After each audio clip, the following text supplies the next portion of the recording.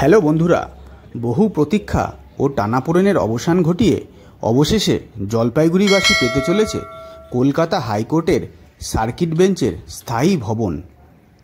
এতদিন সার্কিট বেঞ্চের কাজ জলপাইগুড়ির স্টেশন রোডে অবস্থিত একটি অস্থায়ী ভবনে হচ্ছিল।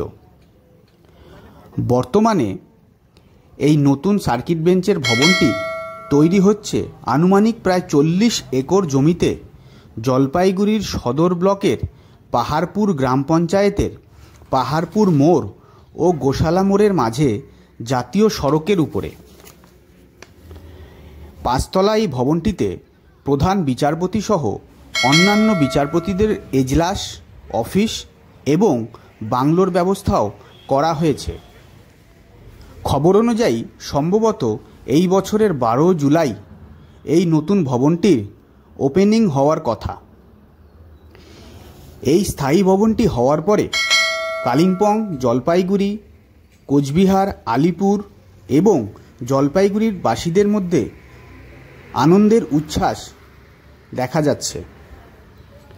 এই ধরনের একটা ভবন স্বাভাবিকভাবেই বিচার ব্যবস্থার সাথে সাথে অর্থনৈতিক অগ্রগতি ও উন্নতির সাক্ষী হয়ে থাকবে। সকলের তরফ থেকে সাধুবাদ জানানো হচ্ছে। ধন্যবাদ।